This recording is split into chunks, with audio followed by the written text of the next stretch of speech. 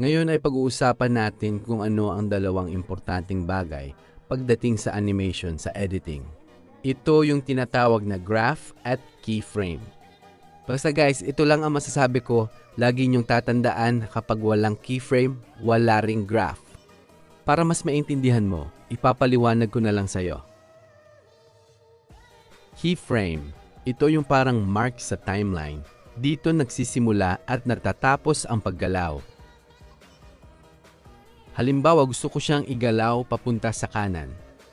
Para mangyari yon, kailangan kong mag-first keyframe, then sa second keyframe, nakadepende sa inyo guys kung hanggang saan gusto nyo. Tapos idadash mo siya pa right side.